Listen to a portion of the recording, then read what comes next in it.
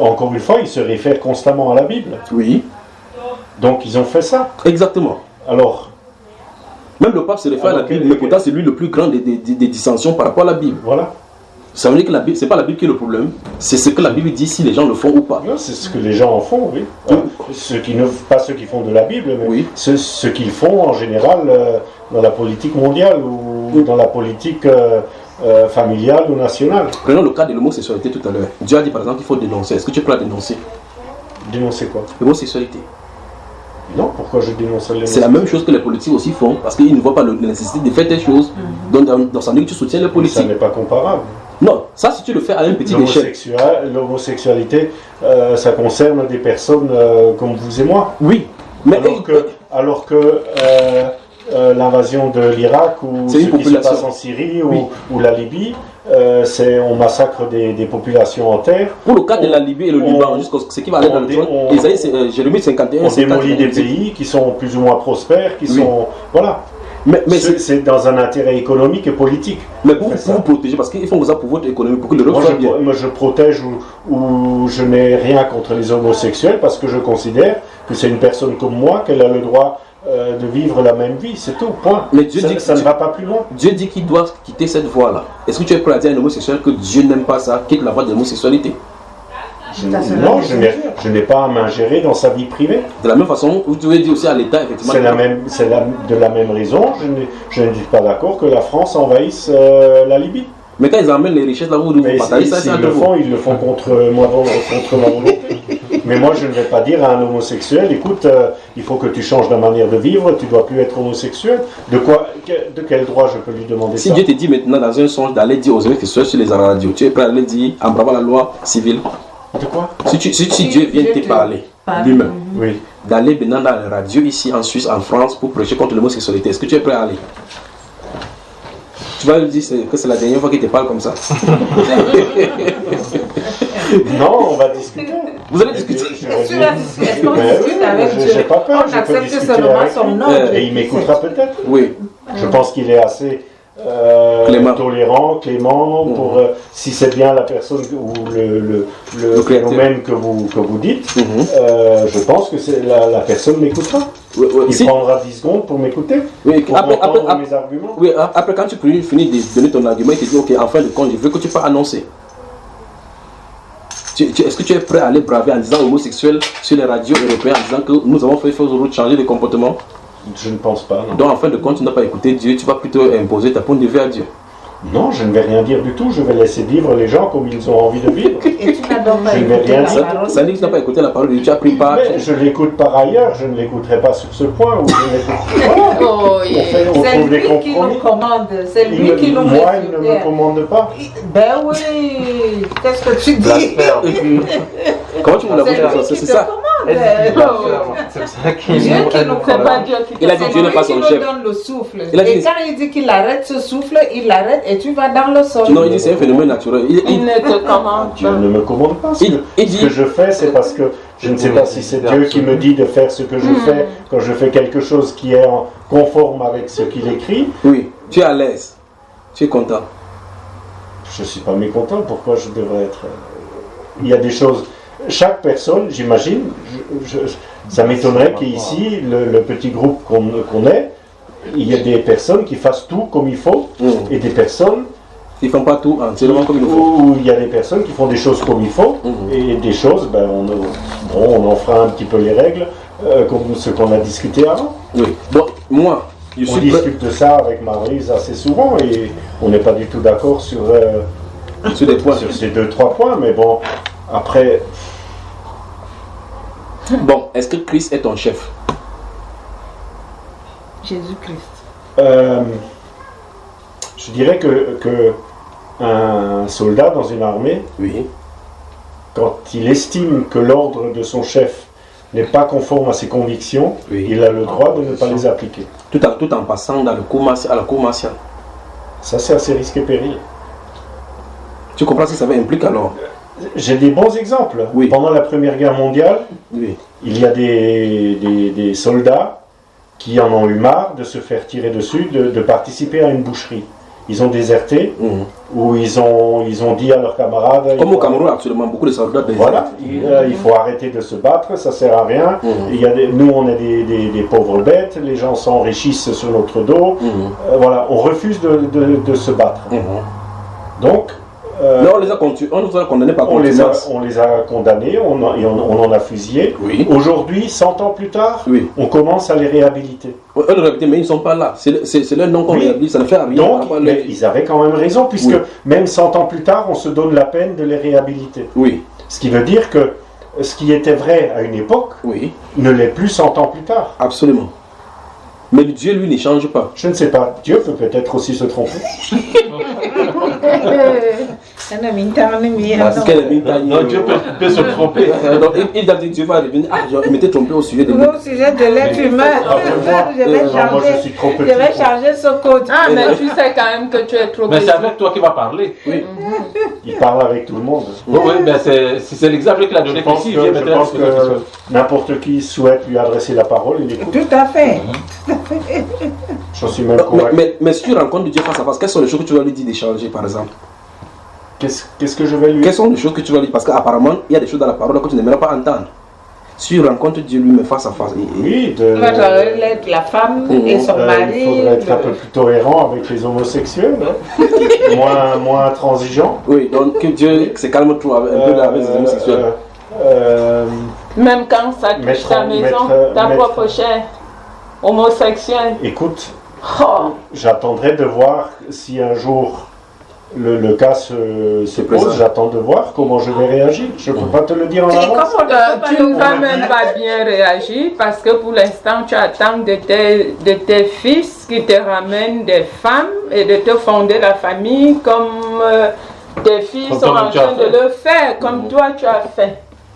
Non, je ne vois pas que toi tu vas soutenir que Amaury ou Alexandre, là papa, écoute, voilà mon gars. Ou bien voilà ma nana, tu vois un homme devant toi. Ce sera la vie qu'il aura choisi. Non, là tu ne dirais plus pareil. Il ne faut pas suivre ce qu'ils disent. C'est notre débat tout le temps. Moi je dis toujours que c'est la sorcellerie, c'est le satanisme, c'est tout ce qui est... Moi, bon... Bon, est-ce que tu as dit tout à l'heure que peut-être Dieu peut s'être trompé? Est-ce que tu ne penses pas un instant que ce sera toi qui seras trompé? Je me trompe tout le temps. Tu te trompes tout le temps. Donc, et pour le cas de l'homosexualité, par exemple, tu ne penses pas que tu as été t'embourbé, par exemple? C'est ma conviction. Après, je peux me tromper. Je peux me tromper. Et sur quoi tu vas te rendre compte que tu t'es trompé ou bien tu t'es corrigé? Qu'est-ce qui va te corriger alors? Sur quelle base, comment tu vas savoir que tu t'es trompé? Si un jour on arrivera à prouver ou que... Tu sais, c'est pas simple. Oui. C'est une histoire très compliquée qu'on peut pas... Qu'est-ce que je peux dire? Moi, je ne vois pas pourquoi on criminalise des gens parce que ils n'ont pas la même manière de vivre que d'autres. Oui, mais tout à l'heure dans Genèse, nous avons vu comment Dieu lui descend Dieu pour venir détruire. Mais qu'est-ce qu'ils font de mal? Qu'est-ce qu'ils font de mal, les homosexuels? Toi, tu ne vois pas. Qu'est-ce qu'ils font de mal? Ils n'embêtent personne. On leur fiche la paix. Dans le mal, c'est je ne sais pas comment vous considérez les homosexuels au Cameroun, mais tu croises des gens en ville, en France ou en Suisse. Mais tu ne te rends même pas compte, c'est des gens comme tout le monde, tu ne te rends même pas compte que c'est des homosexuels. Non, le problème ce n'est pas à notre niveau. Il n'y a rien qui les différencie. Oui, en réalité le problème n'est pas à notre appréhension. Qu'on focalise ce n'est pas comme les Européens aiment les hommes que j'aime et j'aime. Non, chez nous là c'est pour l'argent. Que de se focaliser sur les homosexuels, qu'on les laisse vivre en paix. Regardez, c'est passé aussi la pauvreté, la misère, le manque de soins médicaux, l'absence de scolarisation, ça c'est des vrais problèmes. Exact. Ça c'est des vrais problèmes. Mais ici, à l'Europe, vous n'avez pas ces problèmes de scolarité, de nutrition. Vous vivez en Afrique. Non, je suis en train de dire justement que... Ça c'est des vrais problèmes. Oui, j'ai dit, n'est-ce pas, dans le continent européen, vous n'avez pas ces problèmes basiques. Mais pourtant, vous êtes en plein dans l'homosexualité. Donc en réalité, ça veut dire que ça pose un problème. Non, là en Afrique on pourra dire que les gens ils vont parce qu'ils veulent de l'argent.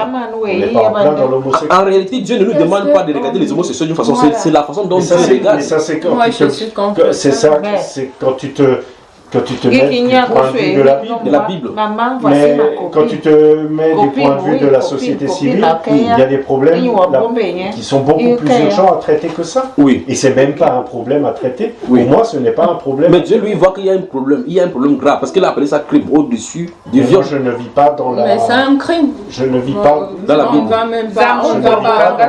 Dans l'application de la parole de la Bible. Oui. C'est ça qu'on connaît. Si je fais du bien à des gens, c'est parce que mes parents m'ont appris à être sympathique avec les gens, à accueillir, à partager, à... Voilà. Donc quand les gens vivent en harmonie comme ça, si sont homosexuels, ça ne dérange pas. Non. Donc, si quelqu'un vit en harmonie avec toi, mais il vole quand même d'autres personnes, c'est quand même bien. Il vole, il appartient à un gang. Il vole pour vivre parce que c'est un comportement. C'est un voleur. Voilà un homo qui je vient. ne suis pas d'accord avec ça.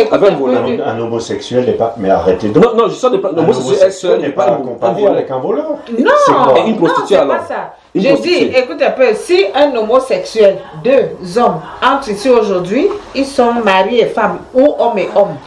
Ils te disent que bon, Luc et Marlise, on a envie d'adopter Noah. Mais Noah n'est pas adopté, c'est notre enfant. C'est ça qu'ils sont en train de faire. Mais non, mais ce n'est pas vrai. Ben oui, ils adoptent les gens, les enfants par-ci, par-là. Les homosexuels peuvent adopter un enfant qui n'a pas de parents. Ou les enfants qui ont été arrachés de leurs parents pour mettre dans une famille, mais ce n'est pas ça. On voit sur Internet et tout ce qu'ils disent. Ils vont dans des villages acheter les enfants là-bas. De croire comme parole d'évangile tout ce que vous voyez sur ces bêtises de Facebook d'Internet. Non, ce n'est pas seulement Facebook. Un enfant, un couple d'homosexuels peut adopter un enfant à condition qu'il soit adoptable. Et c'est l'État, c'est les services sociaux qui décident si un enfant est adoptable ou pas. Où il y a eu le tsunami là-bas, les Américains ont adopté les enfants. Là, c'est parfaitement d'accord. Parce qu'ils n'ont pas... Les parents sont morts, on ne sait pas s'ils ont vécu ou pas. Là, c'est parfaitement d'accord qu'ils adoptent. Ma chère sœur, je vais donc cause avec lui par rapport à l'homosexualité. En regardant l'homosexualité comme Dieu regarde, il ne regarde pas, ce n'est pas l'aspect de l'adoption qui pose problème. Ce n'est pas l'aspect du fait qu'il y a des bonnes personnalités, parce qu'il y a des francs-maçons qui vivent dans la sorcellerie, il y a des sorciers qui vivent et qui se comportent bien. Mais le problème de l'homosexualité, c'est que Dieu dit que c'est contre nature. C'est en cela que c'est mal. Ça veut dire que la bouche est censée manger. Dans la logique de l'écriture de la Bible. Oui, puisque c'est Dieu qui a fait. Aujourd'hui, dans la logique normale, ce n'est pas normal. Dans la logique de la loi française, si on prend la France comme exemple, c'est autorisé. Oui, c'est autorisé. Mais Dieu est supérieur à la France, et à toi et à moi. C'est lui qui nous commande, c'est lui qui nous gouverne. Et il dit que sur la terre, vous faites ça, je vais vous détruire. C'est lui qui dit. Il n'a pas dit que si vous faites ça et vous avez bon comportement, je vais changer. Parce que par exemple, votre bouche, depuis que vous êtes dans cette maison, vous n'avez jamais mangé à votre nez. Le jour où vous mangerez à votre nez, c'est contre nature. Vous n'avez jamais pris de l'eau pour boire, vous avez mis dans vos oreilles. Parce que vous savez naturellement, ça m'est arrivé une fois. À boire l'eau avec les oreilles, mais c'est quand vous nagez à la piscine que l'eau y a. Parce que je voulais boire et Noah m'a appelé, j'ai tourné la tête et j'ai versé dans l'oreille. Et là, donc j'ai fait un accident. Oui. Là, c'était un accident, non? Oui, mais depuis ces jours-là, tu n'as pas adopté à boire là, de façon consciente, tu ne pourras pas faire ça, pas vrai? Et même quand tu as fait comme ça, tu n'as pas toujours. J'ai arrêté vite. Tu as pas arrêté. Bon, en tout cas, comprenons tout simplement que Dieu a mis de l'ordre dans la nature. Il a mis des choses, que les choses doivent aller ensemble. L'homme doit aller avec la femme. Le maïs doit être planté dans le sol pour que ça pousse. Ainsi de suite. Il y a des lois tout simplement naturelles. Et donc, à chacune de ces lois-là est énoncée une loi divine. C'est-à-dire qu'il y a un principe divin qui s'y trouve. Par conséquent, toute personne qui fait autrement est en train d'enfreindre la loi de Dieu. C'est de ça dont c'est les questions. L'homosexualité, ce n'est pas tant que parce que les gens sont méchants ou bien quoi que ce soit, c'est parce que l'acte est contre nature. C'est ce que nous avons lu dans le livre aujourd'hui. On dit, connaissant donc la loi de Dieu, ils n'ont pas fait comme ça là, ils ont commencé à adopter leurs propres lois. C'est ce qu'il dit. Donc, c'est parce que c'est contre nature. Oui. C'est donc pour cela que nous avons lu tout à l'heure que le monsieur là a dû amener leurs filles, ses filles vierges pour que les gens puissent coucher. Parce qu'au moins, c'est normal. Au moins là-bas, c'est une relation normale. Avant qu'on punisse parce que c'est un viol. Oui, mais c'est une souffrance aussi quelque part. Oui, c'est une souffrance jusque-là, mais pour les personnes concernées, c'est ça une souffrance. On remplace une souffrance par une autre souffrance. Qui sont venus vers lui. Oui, exactement. C'est pour leur dire que l'homosexualité n'est pas bien. C'est pas bien parce qu'on ne commettait pas ces crimes. Parce que dans la législation, le crime et le délit, c'est punissable différemment. parce que le niveau des jauges par rapport au législateur est différent. Niveau de l'acte. Donc en réalité, des grâces, ce n'est pas parce que les personnes qui sont homosexuelles, parce qu'il y a des gens qui sont homosexuels qui sont même meilleurs que les hétéros, qui sont paisibles même dans leur comportement que les hétéros. Mais il y en a sûrement. Absolument. Sûrement la majorité. Absolument. Mais le problème, ce n'est pas sur le comportement, c'est sur l'acte. L'acte est contre nature et c'est ça que Dieu condamne. Pourtant, il existe aussi depuis que l'humanité existe. Oui, mais juste, c'est ce qu'on a lu là, c'est ce qu'on a lu. Et même parmi les gens qui l'ont combattu le plus, ou qui le combattent encore le plus, il y a des gens qui sont soumis à cette déviance ou à cette perversité, ou comme vous l'appelez. Il faut le dériver. Si votre femme vient un jour et dit qu'elle est tombée amoureuse d'un serpent, vous direz quoi? D'accord. Un serpent, comme votre rival. Vous avez tourné de mal. Tu n'en sais rien puisque tu as dit que tout le monde change. Tu as dit que tout le monde change. Elle peut aussi changer. Si Dieu lui-même peut se tromper. Voilà, moi j'ai mon chien. Voilà, si Dieu lui-même peut se tromper. Si tu as dit que Dieu peut se tromper. Parce que c'est la nature. Il faut se méfier de généraliser de ce qui anime une infime minorité de la population. Parce que je pense que bon, pour les zoophiles,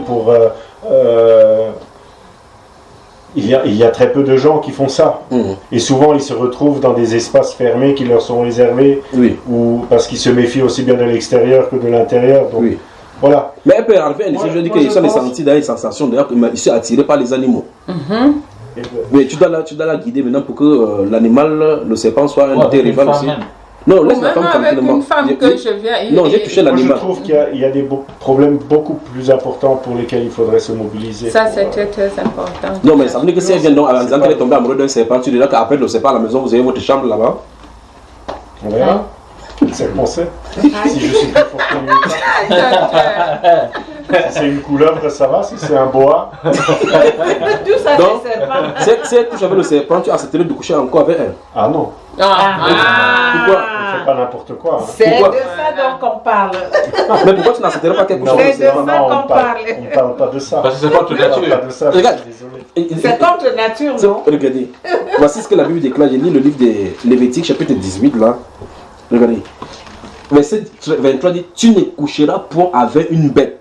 Tu ne coucheras point avec une bête pour te souiller avec elle. La femme ne s'approchera point d'une bête pour se prostituer à elle. C'est une confusion. C'est ce qui est écrit. Donc, si une femme... Mais pourtant, c'est naturel ici. Regardez. C'est une confusion. Est-ce que ça ne peut pas être interprété de la manière... Est-ce qu'on ne peut pas penser que c'est quelque part une maladie psychiatrique ou... Non. Eh bien, dans ce cas, comment... Pourquoi qui est susceptible d'être soigné ou d'être traité? Pourquoi doit-on soigner cela et sans soigner l'homosexuel? Pourquoi pas? Parce que c'est une orientation sexuelle aussi. Pourquoi pas? Voilà. Maintenant, verset 24, il y a peut-être des homosexuels qui vont consulter un psychiatre pour essayer de voir, parce que je sais que l'homosexualité pour certaines personnes c'est une souffrance. Oui. Elles ne vivent pas ça forcément de pleine volonté, ou ça peut perturber. Si un homosexuel vient consulter quelqu'un, un psychiatre lui-même homosexuel, qu'est-ce qu'il peut lui donner comme remède de bon? Si un homosexuel vient dans un bureau et que le psychiatre lui-même est homosexuel, qu'est-ce qu'il peut lui dire de bon pour résoudre son problème d'homosexualité? Ou bien que c'est eux qui ont élaboré la loi pour pouvoir voter l'homosexualité? Parce que avant de voter la loi, on consulte et les psychologues et les sociologues, et ainsi de suite. Donc en fait, ce qu'il faut faire, c'est qu'il faut qu'on admette que l'homosexualité est contre nature. Et c'est contre nature, la question c'est comment résoudre ce problème, il faut aller vers Dieu. Donc Dieu ment alors. Je ne suis pas d'accord. Non, Dieu il pense ce qu'il veut, mais moi aussi. Sur ce point. Venez en Suisse, Madame Chad. Venez en Suisse. Il dit qu'il n'est pas d'accord avec Dieu, donc Dieu s'est trompé. Non, je n'ai pas dit que je n'étais pas d'accord. Sur ce point, je ne suis pas d'accord avec Dieu. Avec Dieu. Donc il s'est trompé forcément. Ou bien il a son opinion, tu as son opinion. C'est moi qui me trompe. Oui. Pas que tu te... Peut-être. Je laisse le bénéfice. Non, il a dit que Dieu lui-même peut se tromper. Je laisse le bénéfice. Donc ça a égalité. Je laisse le bénéfice du doute à Dieu. On peut prier, ou bien il y a encore d'autres questions. Il passe vraiment de bons moments ici. Il y a une femme. Mais c'est en toute amitié. Hein. Oui, naturellement. Il y a une femme qui est tombée amoureuse des arbres. Sa relation, ça veut dire, c'est pas ce que vous connaissez vraiment ça. C'est une tendance actuelle. Oui, donc elle part, elle embrasse les arbres, elle dit, elle sent des sensations. Qu'est-ce qu'il faut faire pour... Elles ne sont pas des sensations. Elle sent... Elle atteint même l'orgasme en embrassant les arbres. Tant mieux pour elle. Mais si c'est normal, alors. Non, parce qu'on découvre tout doucement que les arbres ont des choses à dire. Ah, mais tout à l'heure, tu avais dit que quand il a pris le fruit, tu as dit que non, c'est pas un être réfléchi.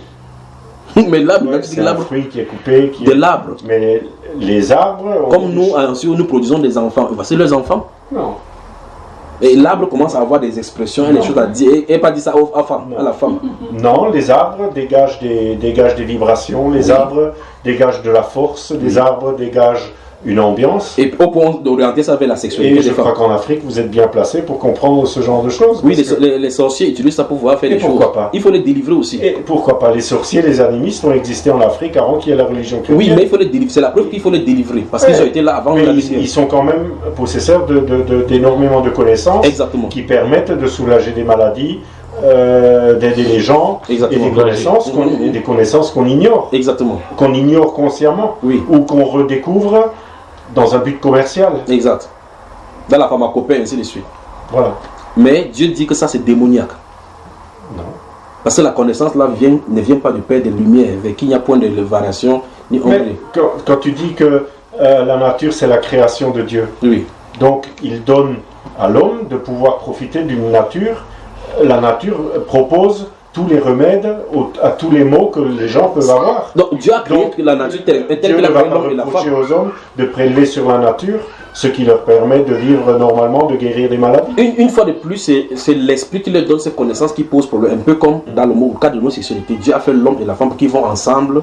Et là, comme il a fait cela de façon naturelle, les hommes ont voulu maintenant avoir des sensations d'autres avec d'autres partenaires. Oui, mais si la sorcellerie est positive, si elle permet de venir en aide aux gens, on peut très bien l'accepter. Ça veut dire par exemple que tu peux prendre maintenant le poison, même si le poison peut tuer quelqu'un pour qu'il puisse se reposer plus. Mais ça dépend.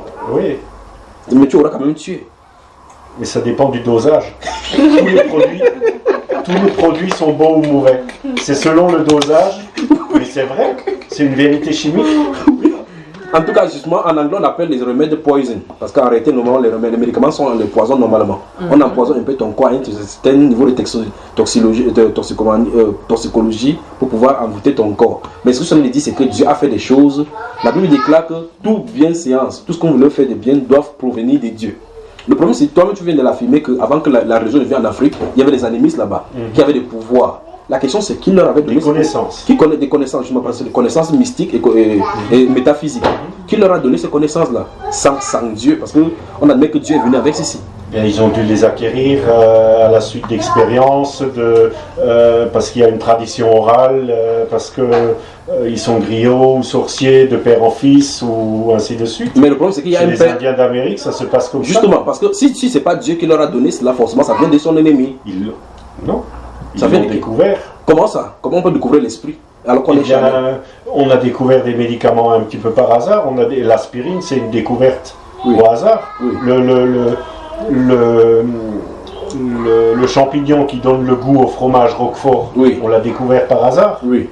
Et ce fromage n'aurait pas la même saveur s'il n'avait pas ce champignon. Donc, il y a des choses qu'on trouve par hasard, il y a des choses qu'on trouve par expérience. Là, les ancêtres, là-bas, on a tiré sur eux, là, ça n'entrait pas parce qu'ils avaient des protections spirituelles. C'est par hasard, ça, quoi. Ça vient bien de quelque part. Voilà, ça veut dire que quelque part, là, il y a Dieu d'un côté, il y a Satan de l'autre côté, qui inspire, et Satan essaie de singer Dieu dans ses façons de faire. Et donc, comme Dieu donne sa loi, vous avez lu la Bible satanique? Non. Vous avez suivi la musique des rock and roll, des Rolling Stones, Black Sabbath? Oui. Vous avez suivi ce qu'ils disent là-dedans? Vous avez suivi les chansons de Marilyn Monroe? C'est des messages un petit peu subliminaux. Vous avez suivi Marilyn Monroe?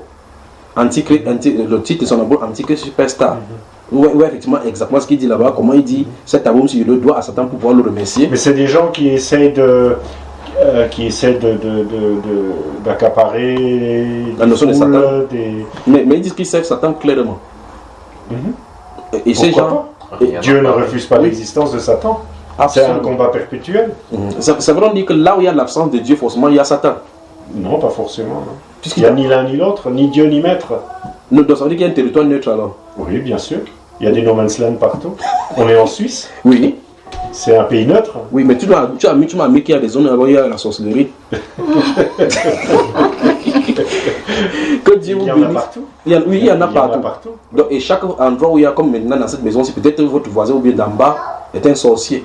Mais ici, on a discuté la parole. Si on demande leur avis aux filles, elles diront c'est en bas. Oui, absolument, absolument. Et là, peut-être, nous sommes ici en réunion avec la parole de Dieu. Peut-être qu'ils sont en train de faire des incantations là-bas. Peut-être la nuit, pendant que vous priez, ils font des incantations. Donc en réalité, il n'y a pas de territoire neutre. Comme il y a l'homme, il y a la femme. Comme il y a la nuit, il y a le jour. Comme il y a l'eau, ainsi de suite. Il y a le soleil, il y a la nuit, ainsi de suite. Donc chacun doit prendre position. Tu ne peux pas dire que tu n'es pas gouverné par la parole et en même temps tu dis que non, Seigneur, je te crains.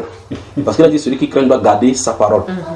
C'est la façon de le craindre. On a vu ça hier, n'est-ce pas? C'est garder sa parole. Mais oui, mais. Pas même. De nos jours. On ne peut pas trop le craindre. Moi j'ai des idées un petit peu progressistes et révolutionnaires. On a le droit de discuter avec Dieu. Avec tout le monde. En tout cas, ce qui nous a amené ici, c'est la soumission. Donc Dieu dit à ta femme de t'être soumise et t'appeler son chef. Et toi, tu refuses sur le chef t'en sur elle. Non, il y a pas de, on n'a pas cette relation. Je ne veux pas avoir cette relation-là avec Maryse. Le problème aussi, c'est qu'elle ne le connaissait même pas. Donc, elle ne savait pas que ça existait. Tu ne veux pas. C'est hier, donc elle a su. Et on vivait très bien ensemble comme ça. Tout à fait, mais elle ne connaissait pas ce qu'il y avait ici. Je ne veux pas qu'il y ait de rapport de force entre nous. Oui. Nous, pas de force, pas de force. Non. Si décidément, elle suit ce que... Mais vous parlez de quelque chose qui nous touche. Vous parlez de quelque chose qui ne nous touche même pas, parce que ce qui nous rassemble, c'est l'amour. En tout cas, il ne peut pas avoir l'amour entre vous sans soumission. Ça ne peut pas se faire. Parce que tout à l'heure, tu m'as dit, en admettant justement que si elle est en colère, elle peut crier contre toi, ça ne dérange pas. Si ça ne te dérange pas, ça dérange Dieu, parce qu'elle n'a pas le droit de le faire. Même si tu ne le crois pas. Mais elle m'a déjà crié dessus. Ah ah, non, tu l'accuses maintenant. Mais moi aussi. Oui, toi, c'est normal. Toi, tu peux le faire. Parce que c'est la voix de l'autorité. C'est la voix d'ici, la bonne. Il arrive que Dieu frappe de poing sur la table lui-même. Il a dit au commandant de l'armée frappe de poing sur la table. C'est un aveu d'impuissance. Parce que c'est comme l'utilisation de la force. Quand un pays utilise la force pour combattre un autre pays, plutôt que d'utiliser la diplomatie pour arranger les problèmes, c'est un aveu c'est de la violence, c'est de la brutalité. Et quand entre deux personnes on arrive à s'engueuler, c'est aussi quelque part, c'est de la violence, c'est de la brutalité. Non. On est réduit au même point que... Dans la résolution de conflit, il y a des moyens. Lorsque vous avez fait diplomatie, ça ne passe pas, il faut la guerre. Jésus lui-même a dit que quand vous êtes 10 000 et que vous voulez faire la guerre contre des personnes qui ont 20 000, regardez d'abord si vous pouvez, avec des façons de diplomatie, résoudre le problème. Si tu ne peux pas aller combattre, il faut aller envoyer pour faire la paix. Donc ça veut dire que les armées sont là pour commander. Et s'il n'y a pas cette armée-là, les pays seront voués à tout le... C'est comme tu as dit tout à l'heure, le no man's land. Les bandits feraient n'importe quoi. C'est pour ça qu'il faut cela. Alors, il n'y a pas d'autorité à un moment donné sans commandement, sans élévation de voix. Même Dieu lui-même a dit, il va bientôt se lever pour effrayer la terre. Pourtant, il est tout puissant. Il suffit qu'il dise que la terre disparaît, que ça disparaît. Mais pourtant, sa puissance qu'il a, il n'utilise pas pour détruire la terre comme on le croit. La terre n'est qu'une infime partie dans l'univers. Une virgule dans l'univers. Le Jupiter et Mars sont 3 fois plus grands que la terre. Mais pourtant, il a l'attention sur la terre au point où il met de l'oxygène, la phosphate tout autour de la terre pour qu'on puisse respirer. Donc, il a l'attention sur la terre. Mais pourtant, ça a toute puissance. Et voilà, tu viens de le braver en disant par exemple que peut-être il a fait l'erreur. Il ne t'a pas détruit. Les gens l'insultent chaque jour. Il n'a pas détruit. Donc, on voit effectivement que malgré que Dieu, c'est la toute puissance de l'autorité, il n'utilise pas l'autorité pour écraser les gens. Même pas Lucifer. Il n'écrase même pas Satan lui-même dans son autorité. Mais il le laisse agir comme un père jusqu'à un moment donné pour lui donner la bonne correction. Donc, le fait effectivement que tu élèves la voix, ça ne veut pas dire que non, tu es autoritariste, non, que tu es dictateur, non. C'est pas cela dont il est question. C'est plutôt pour montrer, à amener la personne à se rabaisser et comprendre ce que tu es en train de dire. Mais si c'est elle qui le fait, c'est anti-scripturel, c'est pas biblique. Parce que tu as admis qu'elle peut y arriver jusqu'à se gifler, tu as dit que non, c'est faisable. Pour Dieu, c'est pas faisable. Tu peux imaginer Abraham qui rentre comme ça en disant que Seigneur, Sarah m'a giflé. Tu peux imaginer ça?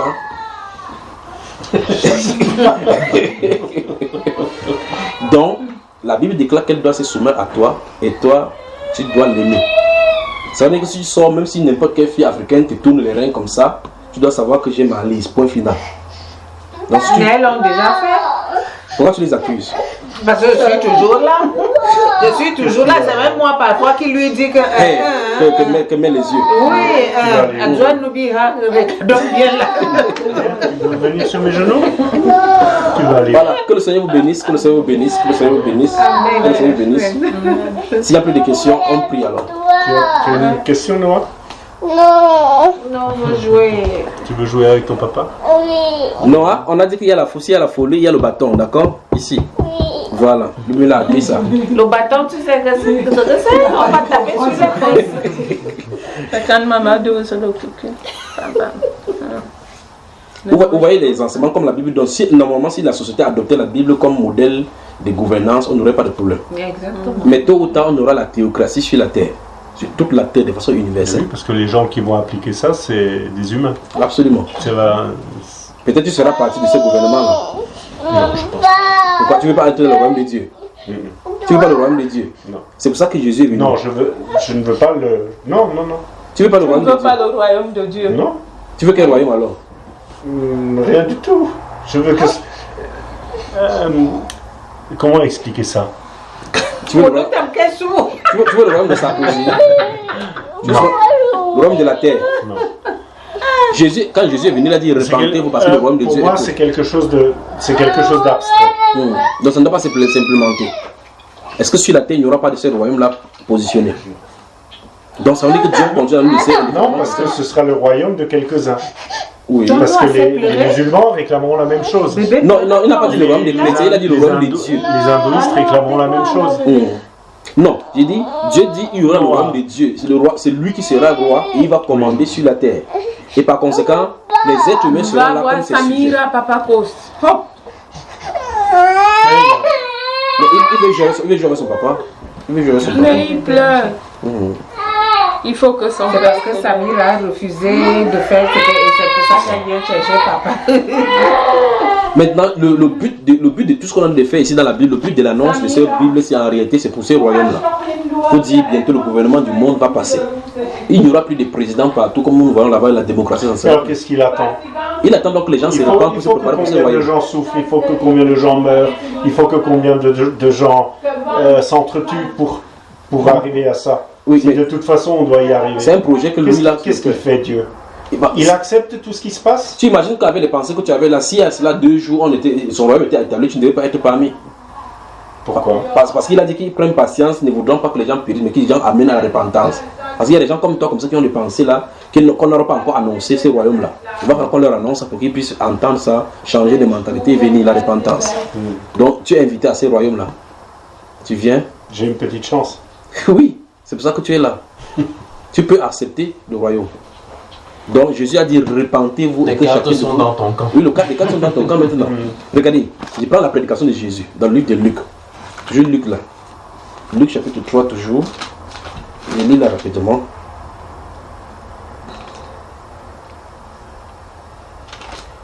La Bible déclare Jésus, revêtu de la puissance de l'Esprit, retourna en Galilée, et sa renommée se répandit dans tout le pays d'alentour. Il enseignait dans les synagogues et il était glorifié par tous. La Bible déclare ici, il se rendit à Nazareth où il avait été élevé, et selon sa coutume, il entra dans la synagogue le jour du sabbat. Il se leva pour faire la lecture, une fois de plus, lui l'a lu. Et on lui remit le livre du prophète Isaïe. Ça se trouve ici, Isaïe. L'ayant déroulé, il trouva l'endroit où il est écrit « L'Esprit du Seigneur est sur moi, parce qu'il m'a oint pour annoncer une bonne nouvelle aux pauvres. Il m'a envoyé pour guérir ceux qui ont le cœur brisé, pour proclamer aux captifs la délivrance et aux aveugles le recouvrement de la vue, pour renvoyer libres les opprimés, pour publier une année de grâce du Seigneur. » Ensuite, il roula le livre, le remit aux serviteurs et s'assit. Tous ceux qui se trouvaient dans la synagogue avaient les regards fixés sur lui. Alors il commença à leur dire « Aujourd'hui, cette parole de l'écriture que vous venez d'écouter, d'entendre, est accomplie. » Et tous lui rendaient témoignage. Ils étaient étonnés des paroles de grâce qui sortaient de sa bouche. Et ils disaient « N'est-ce pas là le fils de Joseph ?» Jésus leur dit « Sans doute vous m'appliquerez ce proverbe, médecin, guéris-toi toi-même. Et vous me direz, fais ici dans ta patrie tout ce que nous avons appris que tu as fait à Capernaum. Mais ajouta-t-il, je vous le dis en vérité, aucun prophète n'est bien reçu dans sa patrie. Vous voyez cela? Donc voilà comment il a lu le même livre-ci en leur annonçant la bonne nouvelle. La bonne nouvelle, c'est que Jésus est venu pour envoyer les gens dans le royaume. Et dans ce royaume-là, celui c'est le commandant. Et c'est un nouveau royaume qui n'aura rien des systèmes et des modèles de démocratie, des théocraties qu'on a déjà eu ici, des semi-présidentielles, des formules semi-présidentielles gouvernementales, ainsi de suite du royaume. Rien de cela. C'est le dernier gouvernement qu'on aura sur la terre et ce sera à jamais. Ce royaume-là ne sera jamais détruit. C'est pour cela que l'évangile est annoncé. Repentez-vous parce que le royaume de Dieu s'est approché. Donc ça veut dire que le processus pour le royaume est d'arriver. Et avant cela, il y a les guerres dont on a cité tout à l'heure, l'invasion d'Iran avec l'Irak, ainsi de suite. Tout ça, c'est un prélude pour pouvoir annoncer cela. Donc tu y es invité. Et avant cela, il y a une fête qu'on va célébrer au ciel. Tu peux venir là-bas. Avant quoi? À la fête là. Au mariage du Seigneur Jésus. Quand il va célébrer son mariage. Oui. Et il faut que je fasse quoi? Il faut se repentir et se faire baptiser au nom du Seigneur Jésus. Il faut que je dénonce les homosexuels? Non, ça c'est quand Dieu va te parler quoi. Vous allez discuter. Vous allez discuter là. Donc, il faut se repentir. La Bible déclare dans Actes chapitre 2, il dit repentez-vous et que chacun de vous soit baptisé au nom de Jésus pour le pardon de vos péchés et vous recevrez le don du Saint-Esprit. Voilà l'ordre de la chose. Il faut se repentir de nos mauvaises actions, nos mauvaises pensées. Et puis, voilà, la deuxième chose à faire, c'est de se faire baptiser au nom du Seigneur Jésus. Quand vous baptisez, désormais, maintenant, vous êtes disciples du Seigneur Jésus, vous pouvez maintenant commencer avec cette Bible-là en plein. Donc voilà le début du royaume. Tout comme pour aller voter, il faut avoir une carte électorale. Il faut s'inscrire sur les listes électorales. Pour qu'on sache que le jour du vote, tu viendras. Donc il faut ta carte électorale. Oui, ta carte du royaume. Repentance, baptême. C'est bon là? D'accord. On peut y aller? Ok. On peut aller maintenant? On va où? On part aux eaux pour le baptême. Tu n'as pas d'abord dit qu'on... Pour le baptême. Attends. On part aux eaux pour le baptême. On va où? Aux eaux, dans les eaux. Dans l'eau pour être baptisé. Mais je suis baptisé. Où ça? À Koslak. Je suis pas mes parents. Pas les parents comment? Quand j'étais gamin. Oui, mais ce n'est pas toi qui t'es baptisé, c'est tes parents qui t'ont baptisé. Oui. Parce que tu n'étais pas conscient de quoi que ce soit. Ils t'y ont conduit. La Bible déclare aussi l'ordre. Repentez-vous. C'est après la repentance qu'on s'est fait baptiser. Parce que tu dois te repentir des actes que tu as faits. Quand tu étais gamin, tu n'avais fait aucun acte de mauvais. Comme Noah, il n'a pas fait quoi que ce soit devant Dieu qui est mauvais. Donc ça dit que la repentance et le baptême vient après que la personne est consciente. On doit même pas faire le baptême étant petit. Il faut dériver tous les pasteurs qui font ça. Tu n'as pas les prêtres là. Les prêtres. Mais ce sont eux qui ont perverti la voie comme ça. Et le baptême, c'est parce qu'on doit te plonger dans l'eau. Parce que le mot baptême en grec, c'est baptizo, qui veut dire immerger. Et même en français, c'est écrit. On doit te plonger dans l'eau au nom du Seigneur Jésus. Si vous le faites, mon rôle sera terminé. Entre vous, je remets votre corps entre les mains du Seigneur et puis le reste entre lui. Vous avez votre pasteur ici qui va vous conduire au fur et à mesure dans la parole. Si vous êtes prêts, on part. Il est quelle heure là maintenant ici? 7h26. 7h, donc je suis livré à vous maintenant. Mais moi je ne suis pas préparé à ça. Il dit qu'il n'est pas prêt pour aller pour le royaume de Dieu. Non. Qu'est-ce qu'il faut? Non. Je suis désolé. Non, je ne suis pas préparé à ça. Je ne suis pas... Pour le royaume de Dieu, non, tu ne veux pas y aller. C'est quelque chose de une face part. C'est pas palpable, c'est pas de but en blanc, là, après 2-3 heures de discussion. Ouvre ici, ouvre Actes chapitre 2. Est-ce que... Non. Non, je suis désolé, je ne fonctionne pas comme ça. Ah, absolument, non, pas devant ici. Exactement, c'est comme ça. Dans l'église catholique, on dit que les gens suivent le catéchisme longtemps pour être baptisés. Ce n'est pas biblique, c'est pas ce que la Bible dit. D'autres aussi encore dit les parents peuvent amener les enfants. Les parents peuvent amener les enfants pour les baptiser. Quoi. Elle est dans quel livre là dedans? C'est dans Jean. Oui, prends le chapitre 2. Lis à partir du verset 37 jusqu'à 41. Que Dieu vous bénisse. Amen. Chapitre 2. Chapitre 2, verset 37 à 41. Lis-nous à haute voix. Ça, c'est toujours Luc qui a écrit ça à vos apôtres. C'est Luc. Écoutez. Car tu n'abandonneras pas ma vie au séjour des morts. Chapitre 2. Chapitre 2. Verset 37. 37. Chapitre première conversion. Verset 37. Ah, 37. Première conversion. Le cœur bouleversé d'entendre ces paroles. Ils demandèrent à Pierre et aux apôtres, « Que ferons-nous, frères ?» Pierre leur répondit, « Convertissez-vous, que chacun de vous reçoive le baptême au nom de Jésus-Christ pour le pardon de ses péchés. Oui. Et vous recevrez le don du Saint-Esprit, car c'est à vous qu'est destinée la promesse et à vous et à vos enfants, ainsi qu'à tous ceux qui sont au loin, aussi nombreux que le Seigneur notre Dieu les appellera. » Oui. Par bien d'autres paroles, Pierre rendait témoignage et les encourageait. « Sauvez-vous, disait-il, de cette génération dévoyée. Ceux qui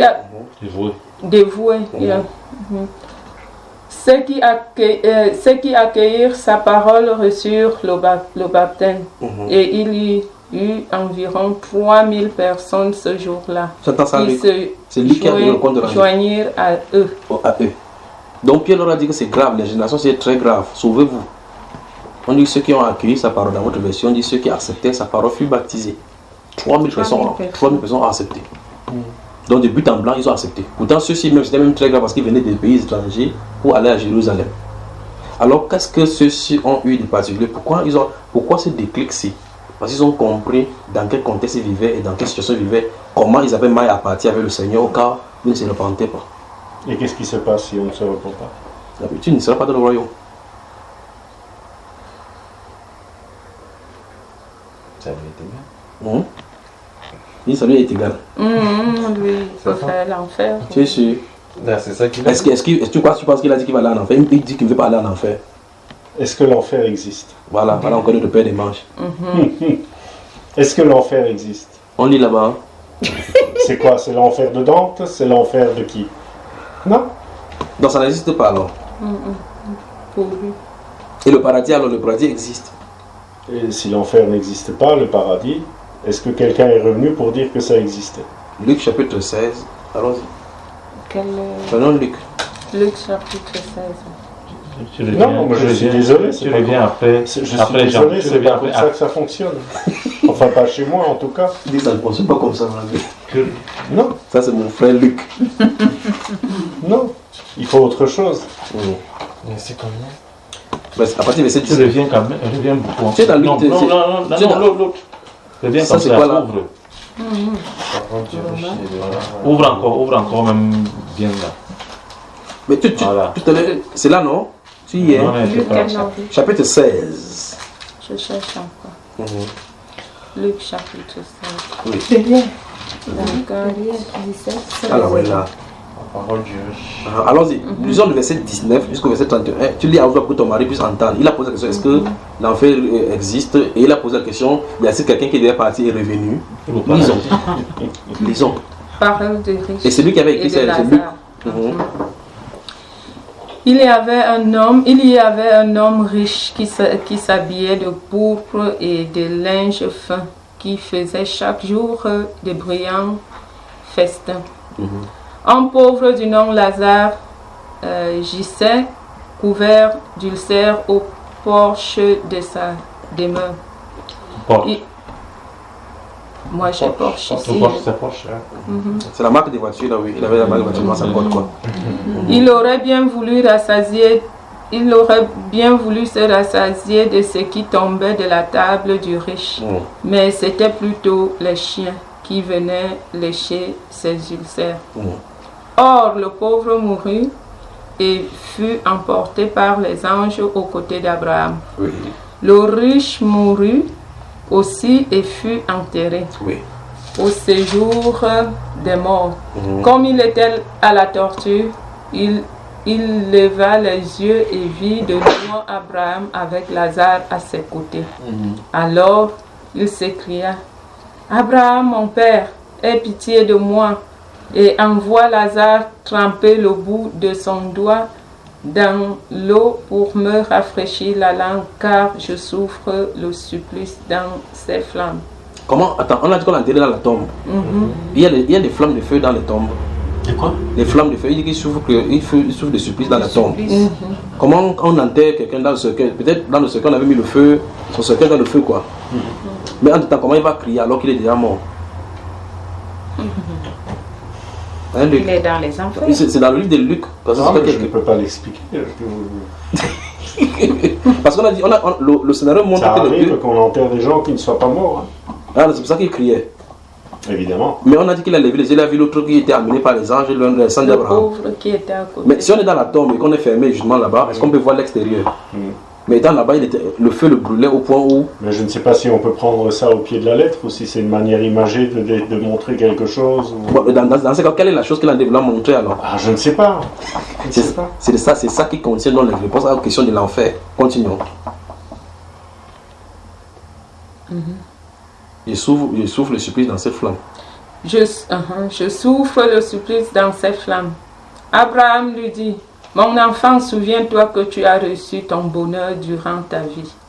Comme Lazare, le malheur, et maintenant il trouve ici la consolation et toi la souffrance. Oui, donc ça montre clairement qu'ils sont dans des dimensions différentes. Parce qu'il a dit que souviens-toi que tu as eu le bonheur pendant ta vie. Donc il parle de la vie sur la terre. Et il dit et maintenant il est ici. Donc dans cette dimension, il se trouve ici et tu te trouves là-bas. Donc deux dimensions différentes. Continuons. De plus, entre vous et nous, il a été disposé un grand abîme pour que ceux qui voudraient passer d'ici vers vous ne le puissent pas. Donc vous voyez que le stade du purgatoire des catholiques, c'est la sorcellerie, n'est-ce pas? Et il n'y a pas. Donc quand on meurt, il y a deux destinations. Oui. Et que de là non plus. On ne traverse pas vers nous. Le riche dit, je t'ai pris alors, Père, d'envoyer Lazare dans la maison de mon Père. Comme le réclamait tout à l'heure. Il a dit qu'il a posé la question que quels sont ceux qui sont partis et revenus pour qu'on puisse savoir que c'est vrai. Donc la discussion s'est passée dans cette dimension-là. On nous a fait le compte rendu ici. Le monsieur l'a demandé qu'on va chez Luc pour lui dire que voici quelqu'un toque là-bas. C'est la personne qui a sonné. Il dit que oui, je viens du séjour des morts. Ton arrière-grand-père qui était là-bas dit que c'est très grave là-bas. Parce que c'est ça que tu réclames, non? Non. Parce que tu as posé la question qui est allé là-bas au paradis, c'est ce que celui-ci demandait. Il demandait donc qu'on envoie des gens dans la maison pour qu'on leur continue. Car j'ai 5 frères qui les avertissent pour qu'ils ne viennent pas eux aussi dans ce lieu de torture. Donc ça veut dire que les gens qui sont sur la terre, ce sont ces 5 frères qui continuent à vivre leur vie, ne savent pas que dans l'autre dimension il y a la torture. Et celui qui se trouve là-bas, qui est leur frère, demande la médiation pour qu'on envoie quelqu'un là-bas chez eux pour les avertir des peu qui viennent là-bas. Continuons.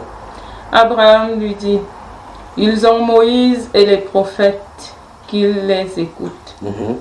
L'ordre reprit, non, Abraham, mon père, mais si quelqu'un vient à eux chez les morts, ils se convertiront. Abraham lui dit, s'ils n'écoutent pas Moïse ni les prophètes, même si quelqu'un ressuscite des morts, ils ne seront pas convaincus. Tu as entendu ce que je dis, non? Tu as ta réponse. Donc Abraham a dit déjà ce qu'il faut faire, que comme le frère Junior est venu chez toi, tu ferais mieux l'écouter. Parce que même un mort qui vient là-bas, tu vas trouver les raisonnements. C'est ce qu'il a dit. Parce que il a dit clairement qu'ils ont sur la terre Moïse et les prophètes, dont les prédicateurs, qu'ils les écoutent. S'ils ne les écoutent pas, ils viendront aussi là-bas. Parce que s'ils ne les écoutent pas, parce que Dieu a mis la Bible pour que ce soit prêché, pour que les gens puissent quitter la voie de la mort pour aller vers la voie de la vie. Autrement, vous irez seulement en enfer. Parce qu'il a dit que s'ils ne les écoutent pas, ils viendront là-bas. Et l'autre lui a dit que non, si un mort vient là-bas, ils vont convertir. Il a dit que non, s'ils ne parviennent pas à écouter les prédicateurs, c'est que personne d'autre ne peut plus les convaincre, même qu'un mort qui vient revient à la vie. Parce que même si c'est ta mère qui te réveille là-bas, tu vas dire que c'est sûr que c'est une illusion. Après, tu vas dire non, j'ai eu une hallucination. Il y aura des raisonnements. Absolument. Donc, le mieux, c'est ce qui est palpable. La Bible déclare repentez-vous et que chacun de vous soit baptisé. C'est aussi clair. Donc, la voie est tracée. On a lu dans son verset 12, l'Éternel est bon et droit. C'est pourquoi il montre aux pécheurs la voie. Je ne suis pas prêt pour ça. Oui, absolument. Donc, je voudrais seulement te montrer qu'il y a quelqu'un qui a réclamé qu'on envoie quelqu'un sur la terre. On a refusé là-bas. On a dit sur la terre, il y a les dispositifs pour pouvoir faire venir les gens. C'est pas la lecture et la prédication. Amen. Amen. Que Dieu vous bénisse. Amen. Qu'est-ce qu'on fait? Moi, je vais me baptiser. Tu es libre. Oui, mais tu nous accompagnes quand même pour voir comment ça se passe, non? Si tu n'es pas fatigué. Tu peux venir avec nous. Non, tu sais qu'il n'a pas dormi là, dormi au travail, c'est mieux qu'il se repose entre temps. Non. Toi, tu restes ici. Vous voulez prendre Noah ou vous voulez faire? Non, on ne prend pas Noah. Vous allez où d'abord? Il venait et il a dit en passage qu'on ne baptise pas les enfants. Parce que Noah, lui, il a encore sa vie à faire, ses bêtises et on va le laisser grandir. On va le laisser grandir jusqu'au moment où lui-même il va se repentir et après ça, il pourra prendre son chemin du baptême. Il le fera en toi, tu es déjà assez grand malgré tout. Moi, j'ai déjà l'esprit perverti, alors... Oui, si tu c'est pour cela que Jésus te fait à la repentance. Peut-être qu'il veut me faire travailler un peu plus que d'autres. Comment ça? Que tu sois endurant. J'ai besoin d'être bousculé un petit peu. Voilà. Donc moi je ne peux pas te dire viens te laver la nuit. Amen. Que le Seigneur vous bénisse. Que le Seigneur vous bénisse. Que le Seigneur vous bénisse. Amen. Voilà, on y va. On va vous plonger dans l'eau maintenant. Les choses. On n'a pas prévenu tout ça. Oui. On n'a pas prévenu. Mais est-ce que nous on savait nous on ne savait pas que ça va vite comme ça J'aimerais voir Luc en train de parler avec Dieu. Comment? J'aimerais te voir en train de parler avec Dieu. Écoute, si je peux, je t'inviterai, Jean-Marie. Je viendrai, hein? J'espère. Tu es le bienvenu. On met le corps dans l'eau. Oui, c'est le baptême, non? On plonge juste, après tu le sors, c'est pas... Tu n'as jamais vu les baptêmes. Que Dieu vous bénisse, peuple des Suisses. Amen.